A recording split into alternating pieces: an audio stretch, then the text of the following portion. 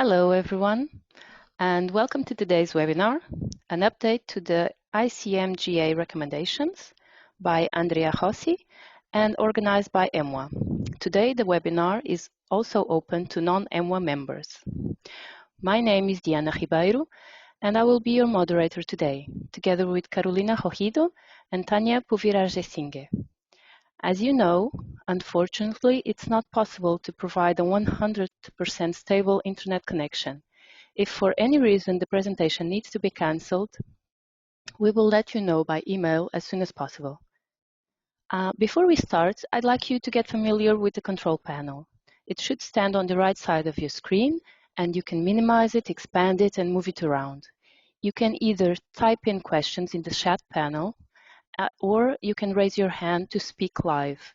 If you type a question related to any technical issues that you are experiencing, we will reply as soon as possible.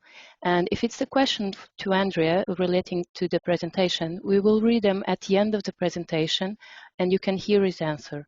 If you raise your hand, we will call out your name and mute you, and then you can ask Andrea your question. Those questions will be collected and answered at the end of the presentation. We do encourage interaction, so please don't be shy and feel free to participate and ask questions. And if by any reason you have to leave before the webinar is over, don't worry, because we are recording today's session and we will make the link to the recording available in the EMWA Webinars area of our website soon after the event.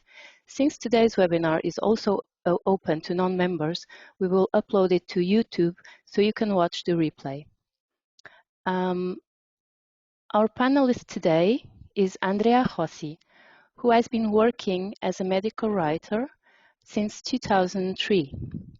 Andrea has a degree in biology from Florence University, and after a brief spell at the university, he started working at the Italian affiliate of Eli Lilly as a clinical research associate. In the years that followed, he was responsible for statistics, health outcomes, and medical information. He authored more than 350 disclosures and acknowledged for his contribution in several others. From 2007 to 2009, he was on the coordination board of the BIAS, Biometrici Italiani Associati, and has been an EMWA member since 2004. Andrea acts as a trainer for statistics and medical writing in some Italian schools for specialization in medicine and has been a speaker at national and international conferences. Andrea co-leads the Scientific Communication Special Interest Group, the SIG, is also a workshop leader and a past president of EMWA. We are very fortunate to have his expertise in this webinar today. So now over to you, Andrea.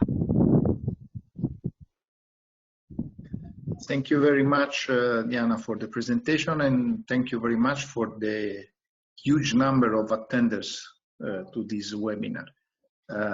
This is for those of you that are not EMWA members, and for those that are new members of EMWA that have a little experience on scientific communication. Before starting talking about the update, I wanted to highlight what the International Committee of Medical Journal Editors is. I will call International Committee from now on because it's very long and the acronym is quite complex. As you see, the International Committee is a small working group where representatives from several journals, including the most famous and prestigious, meet periodically to provide recommendations about how to write and to disclose the results of clinical trials in peer-reviewed medical journals. This is the home page as it is today, and on the left you see the recommendations that are prepared by the International Committee, and on the right you see that there is the form for disclosure of potential conflict of interest that will be one of the main changes that have been applied to the International Committee in the last version of the recommendations, as we will see. This is a part of the journals. Now they are about 300 that are using these recommendations for preparing articles to be published on these journals. What is important for all of us to know is why these have been developed, when, and how they have been changed through the times. Starting from why they were developed, the International Committee has developed this recommendation to provide best practice and ethical standards in the conduct and reporting of research and other materials that are published on medical journals, and to help all the ones that are involved, meaning authors, editors, in peer review or biomedical publishing. The other important point is that it could provide a useful insight to the medical editing and publishing process for the media, for the patients, their families, and the general readers. It is particularly rising its importance in this period of the COVID pandemic, when everybody is, as we all know, I think, is becoming very interested in the scientific journals and what is published in the journals. So who should use this recommendation? Practically everybody, because even if they are intended to be used by authors that might submit publications to the International Committee member journals, the recommendations that have been prepared could help anybody that reads an article or writes an article for a journal, for a scientific journal. Now I have just seen that we have 101 attendees. That is incredibly a lot of people. So thank you for attending, and I look forward to your questions at the end of the webinar. Another important point is that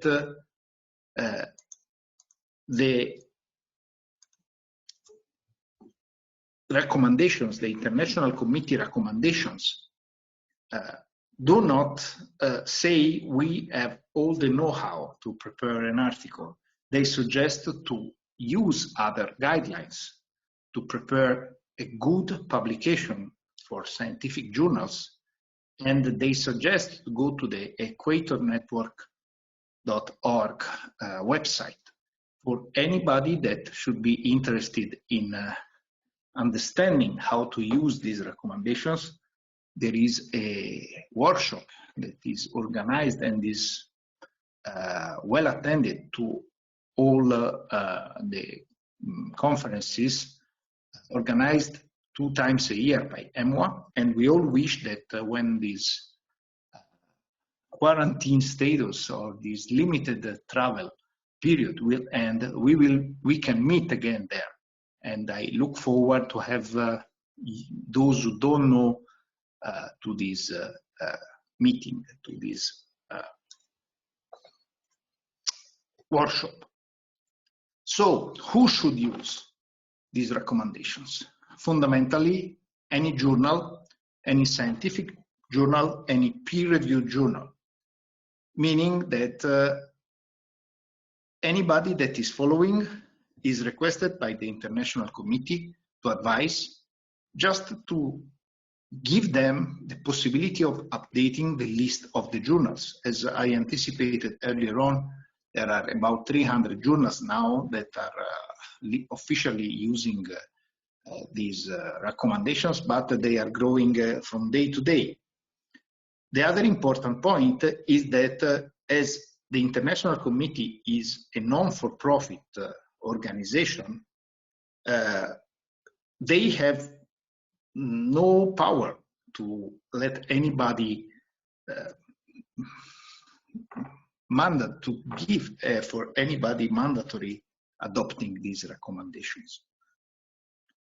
Now, the very first guidances were prepared in 1978, and they were called URMs for preparing manuscripts to be submitted to biomedical journals.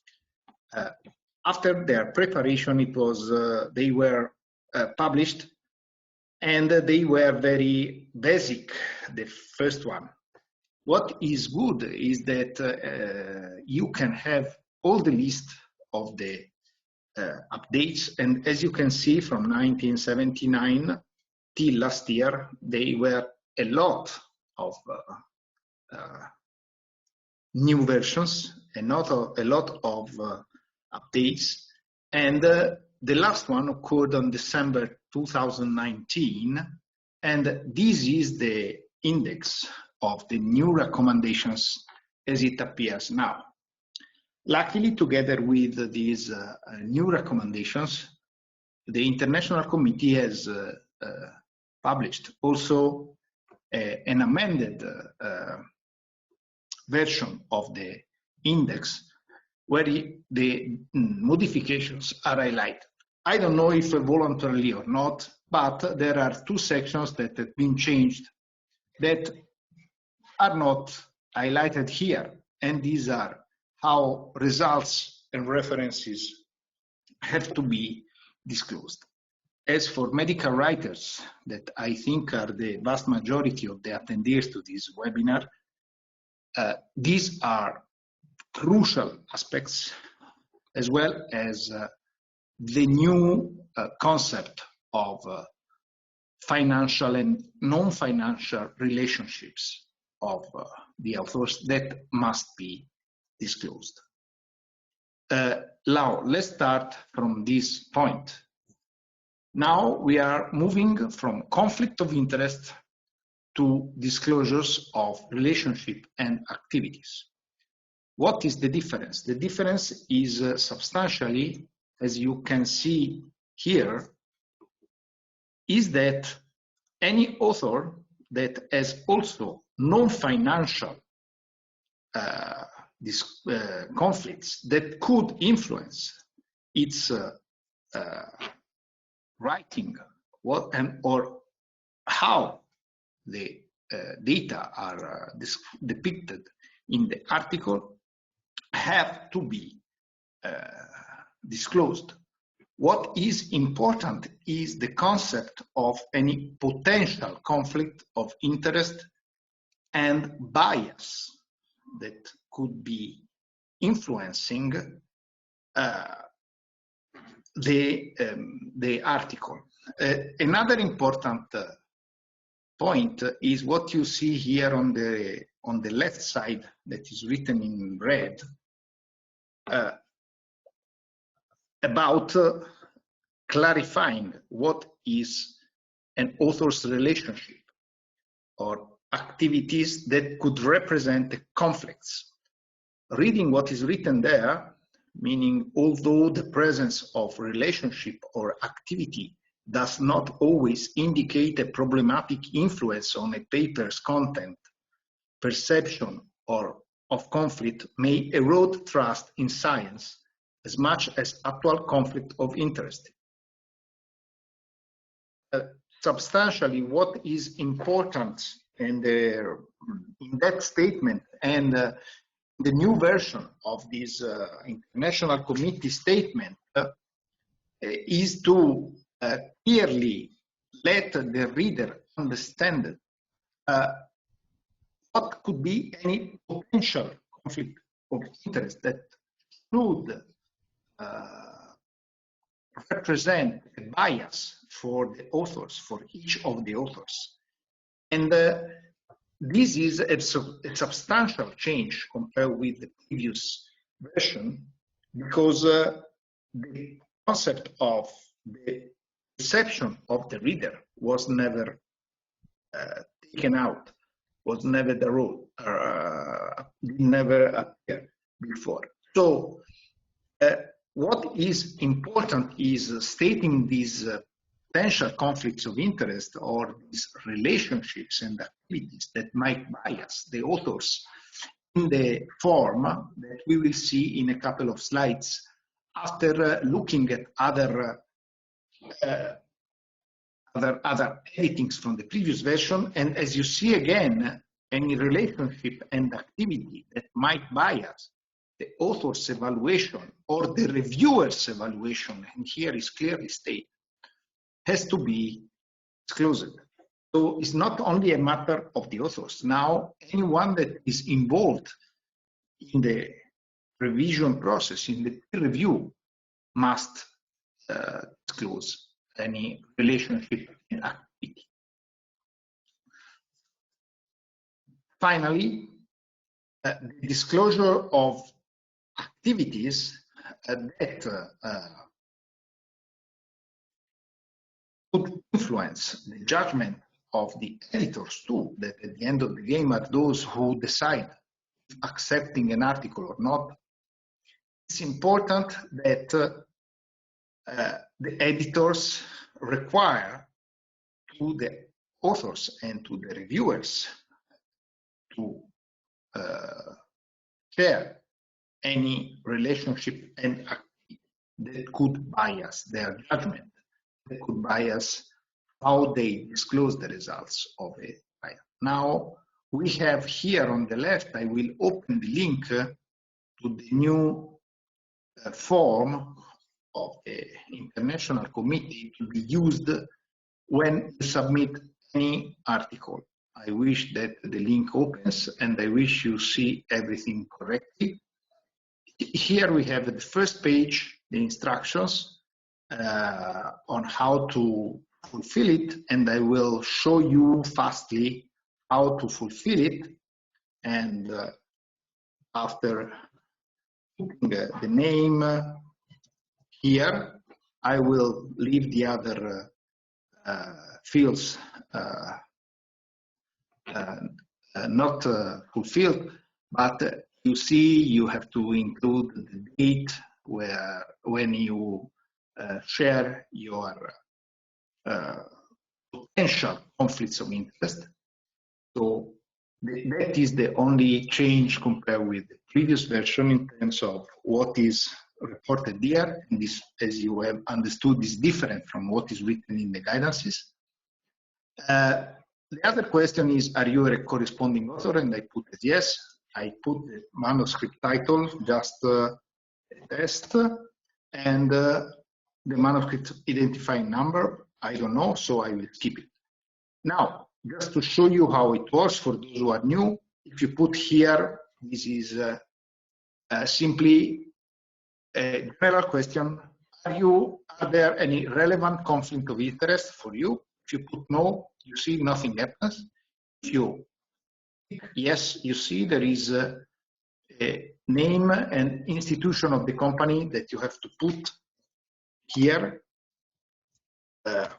for which you have received a grant or a personal fee or non-financial support, and this is the new point, or any other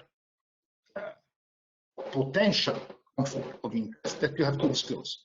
So if I click two of them, we will see what's going to happen. If you have worked with more than one company, you can add another line and as many as you need. Now, moving fastly to the next point, if there is any, here they ask if there is any relevant financial activity outside of the submitted work that might influence. And what is important is that the time frame requested are the 36 months before the publication. As before, if you put no, nothing happened. If you click yes, there is another line that appears, and here I put here for another example, for which I have received the grant, and we will see what it happened. As usual, you can add more companies, and you can add for each of them any financial activity that you had with them. If you are owner of any intellectual property as author, so if you have patents and so on, as usual, if you tick no, nothing happens. If you tick yes, there is another row where, as you see, I can say I am the owner of the intellectual property of the test company 3, and it is pending issued, licensed, royalties, and I have a license, a full license with this company. As usual, I can add others if relevant. Furthermore, there are other relationships that could be perceived as conflicting, even non-financial, by the readers. And you put here no, that nothing happens. If you put yes, you have a pre-field, and you can write here. And I can add, for instance,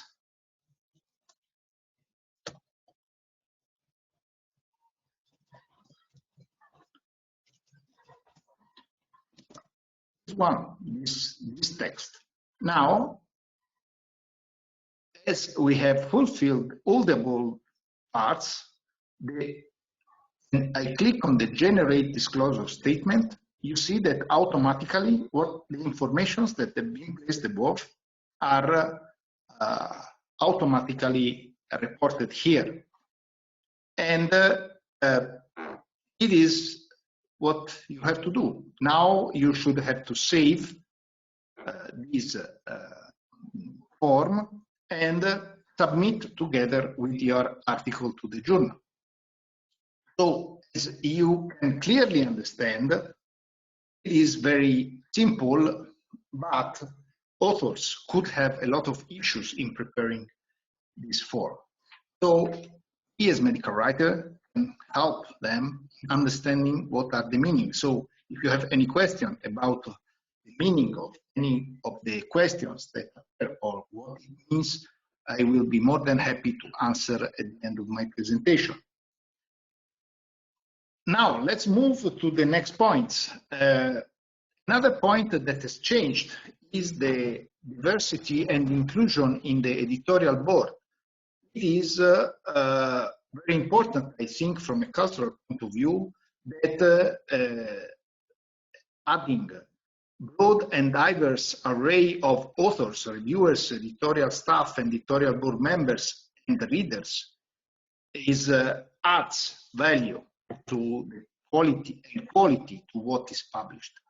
So I think it's a very good point from the international committee, as well as for reviewers. There is an additional request that is, I think, very ethical from the international committee point of view, meaning that if a reviewer is requested to revise an article and he asks to an assistant, to a student, to any other colleague that could be trained to reviewing or could be more expert than the reviewer on a certain part of the article, it's important that this additional reviewer is acknowledged.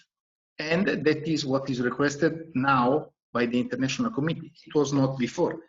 And so we see consistently that the new approach of the International Committee is to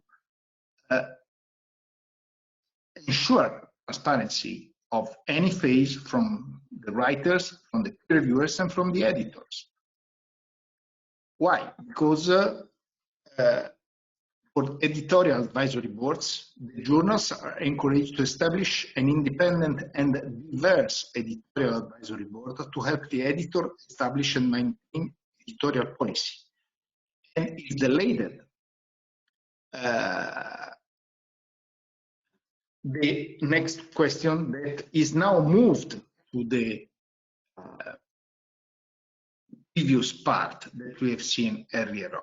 Now, we are moving to the 2 points that might be more interesting for medical writers and more intriguing, I would say, and I wish to have your thoughts and be happy to answer your questions for what I have understood and what is my interpretation.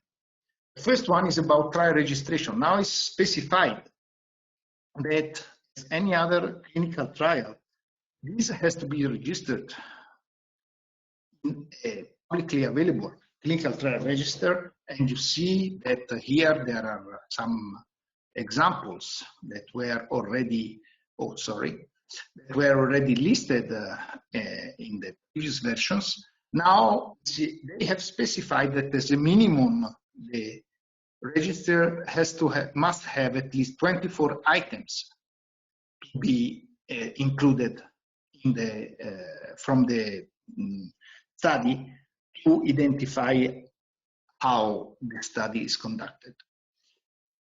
The other important point is about the approval of any study. It's important that who has approved has put in the register, and meaning the ethical committee, the institutional review board, and it has to fulfill the international committee requirements about clinical trials approval. And this was not highlighted in the front page in the index of the new version, and I think is an important point. It has been now is no more needed to specify the statistical significance of any observed comparison.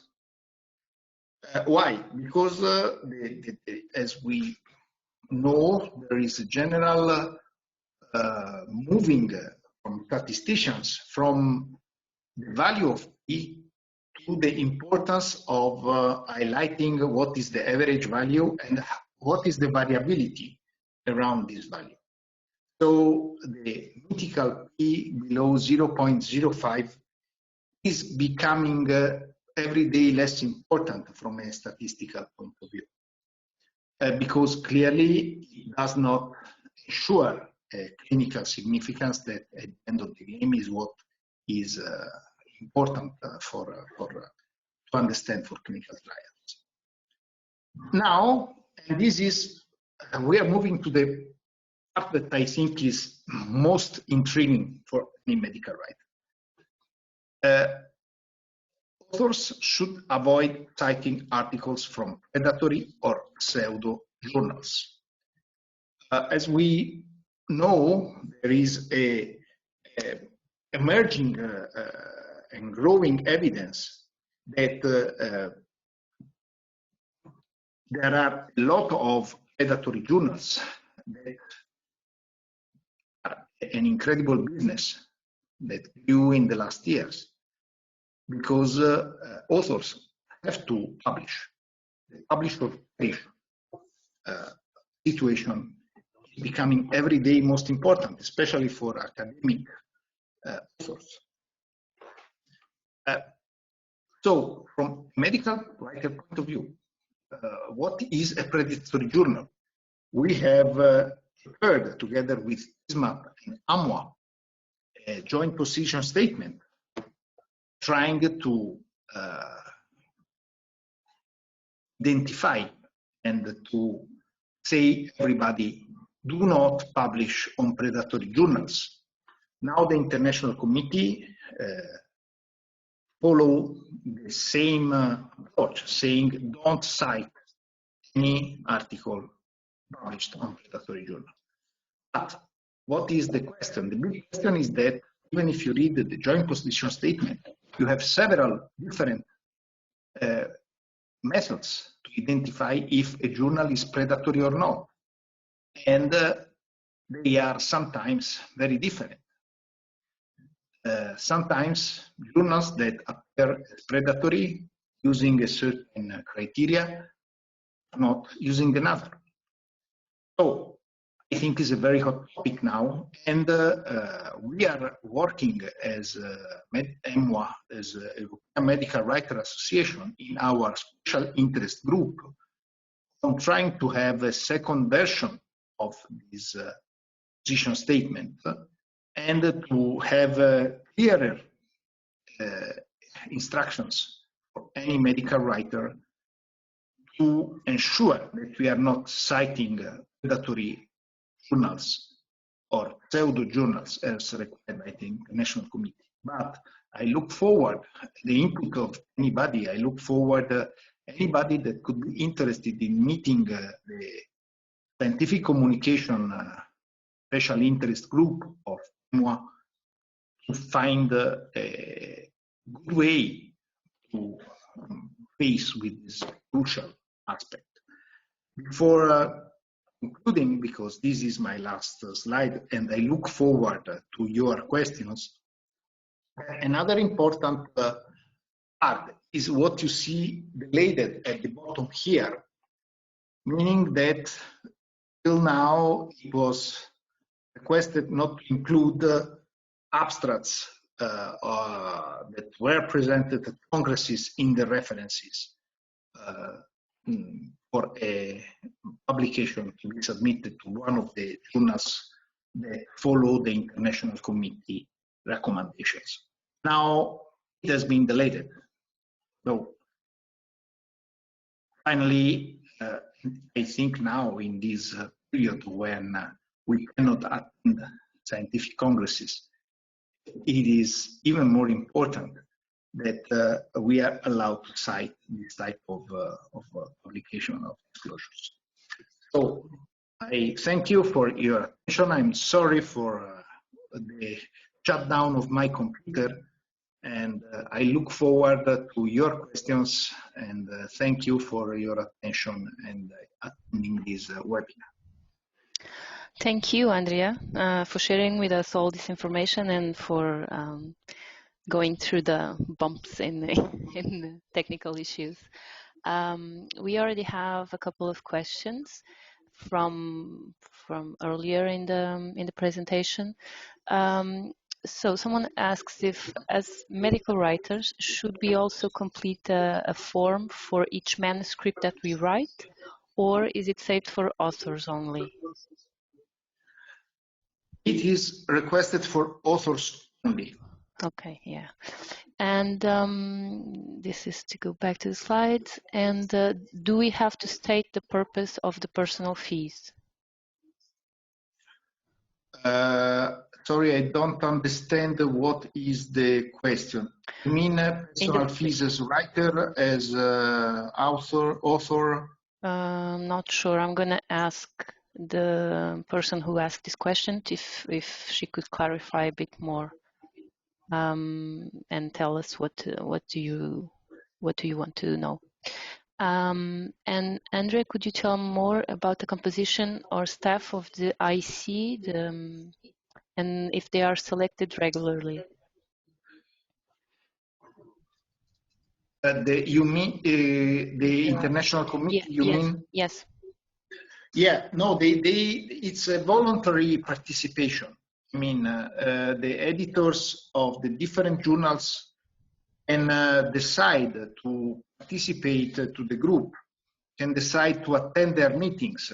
There are regular meetings of the group, and during this meeting, these meetings, they decide and revise if the journals that are stating to follow the International Committee recommendations are effectively following this recommendation.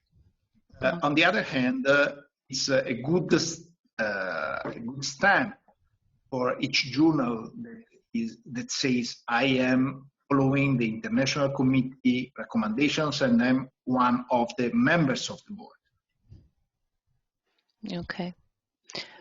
We have a question, but the same person has his hand raised, so I'm gonna unmute Mario, so you can ask your question. Where are you, Mario? You just unraised your hand, so you don't want to speak anymore. That's it. Okay. So I'm gonna read Mario's question.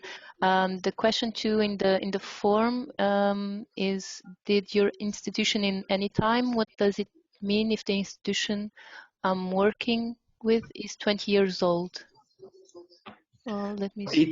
It's the 36 the last 36 months, meaning if the institution has received a grant that could affect the study, meaning it's a grant from the sponsor of the study or the sponsor of a company that is a competitor of the study, it has to be disclosed. So if you work in an institution, even a public institution or a university that you know has received a grant from one of the possible companies that could have influenced the authors, any of the authors, while writing this article, you have to disclose, you have to state in the form, yes. Okay. We have another raised hand, so I'm gonna unmute Camila, and you can ask your question. Camila, you are unmuted.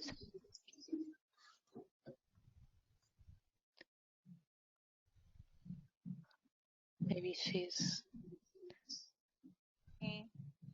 Hi, Camila. Oh, can you hear me? Yes. You're a bit far away, but yes. Okay, I'm getting Better. as close to the mic as possible. Yes, better now. Physically, I cannot do it anymore. Thank you for the presentation. I have a question regarding mentioning the medical writer in manuscripts, let's say in acknowledgements. Is it something like a good practice, something recommended, or is it something that is usually discouraged? Because in my experience, I've seen both, but let's say the proportion of when the medical writer is mentioned in acknowledgements is, let's say, 10%, and in 90%, there is nothing at all about the writer. So what's your opinion on that? No, it's not my opinion. Any recommendation, not only the International Committee of Medical Journal Editors, but also the good publication practice, also any of the guidances that are recommended to be used by the International Committee clearly state that any medical writer that does not meet all the 4 authorship criteria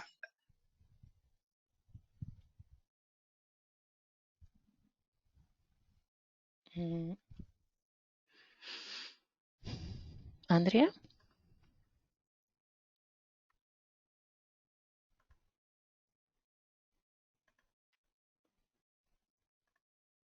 every day lower number of Andrea, we couldn't hear you for a part of your answer. Sorry. Okay. I will repeat that. Okay. I know that universities, this is an approach that in university is quite common. And on the other hand, that a reducing number of companies is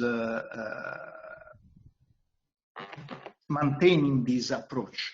But any good recommendation, even the recommendations from the Medical Writers Association, very clear. Any support from medical writers must be acknowledged, at least acknowledged in the acknowledgement section of the article. So, okay, I will take my courage and try to tell this to my current client who does not want to mention it anywhere. Now, you can even look at the recommendation of the International Committee. It's written there.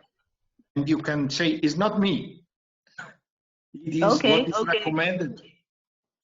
Thank you. And normally, 99% of non-predatory journals now state the same. Yeah, but maybe if the support is not mentioned, then they could not know if it's the author who wrote it or the authors together, or if there was an external hired medical writer. So they wouldn't ask, I guess. Yeah, right. It's important to increase this type of culture. And thank you. let's go. If you need any help, I'll be more than happy, and M1 will be more than happy to support you. Thank you very much. Thank you for your question. So to clarify a previous question about disclosure of stating the purpose of personal fees. So you have to declare grants and personal fees and etc. And you have to write who you get the grant from in the comment section. And do you have to write the same detail for the personal fees or any non-financial support? That's the question.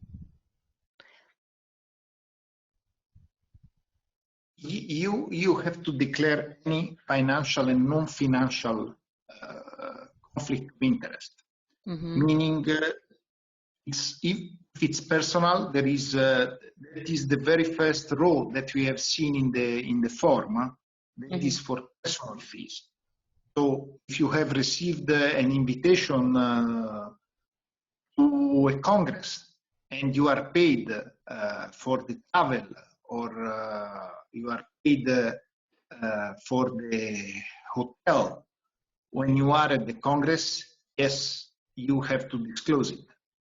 Okay. For instance. Okay. Next. Let me see. About citation of abstracts of congresses, does it mean that now we can cite abstracts of congress as bibliographic references, or is it not allowed anymore, even as a mention in text? No, it is deleted from the recommendation, so now it is allowed, yes. So it's allowed, okay, just to clarify. And are the completed forms available for public view? And I've seen this, but I'd like to know others' experiences. Yes, the journals that follow the International Committee recommendations normally publish also the summary that is automatically generated by the form, at least. Some of them publish all the forms, but it's depends. It's different from journal to journal.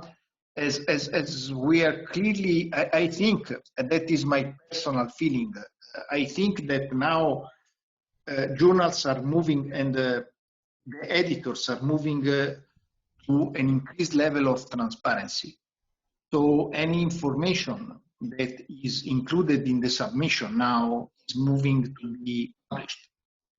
So I think that even if now all of them are publishing only the final statement that we have seen as automatically generated, I would not be surprised that tomorrow a growing number of journals will publish all the form. Yeah.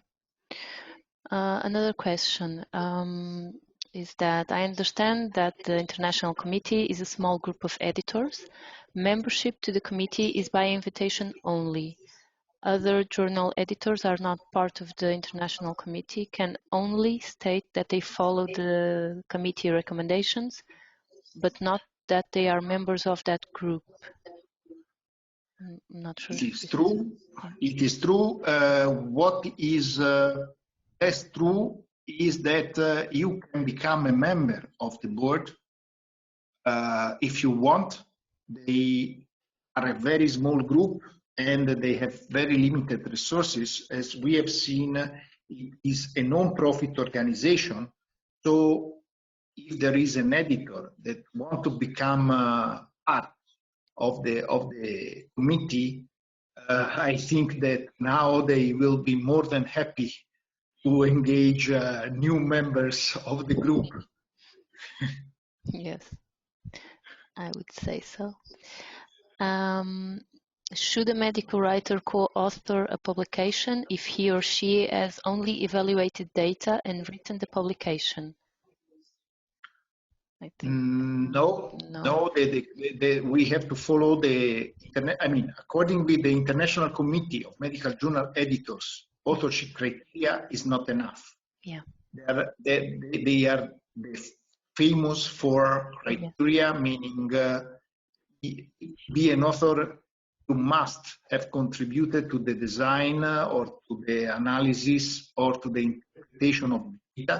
Mm-hmm. You, furthermore, must have drafted, and this is what normally medical writers do, so it's an obvious criteria for us, but you must also fit with two other criteria that are approving the final version of the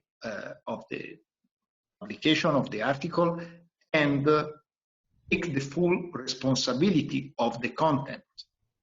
Yes. So any author must fulfill all these four criteria. So if a medical writer has been involved since the very beginning in the design of the study, or if he has given an additional interpretation to the results, and he feels to be confident with sustaining any part of the article and taking the legal responsibility of the contents, the medical writer can be an author, of course, Yes. according with the national committee guidances. Yeah, as long as he fulfills all the four criteria, right?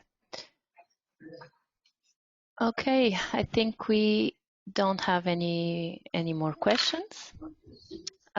Before we wrap up, thank you again, Andrea, and for your willingness to come back. And despite thanks to you and thanks to the attenders for the good questions. And I would like to thank them as well for their patience. And at the end of the webinar, you will see a survey asking for feedback, and that will help us shape future events such as like this. If you'd like to join the conversation on Twitter, you can use the hashtag EMWA Webinar, and we would love you to connect with us and keep the conversation going beyond today's event. And so we have no more questions. On behalf of EMWA, thank you very much for joining us today. We hope you found this information useful and valuable and that you enjoyed this initiative. And you can exit the webinar by clicking File Exit or clicking the cross on the upper right corner of your control panel. And until next time, stay safe. We'll see you next time. Bye-bye.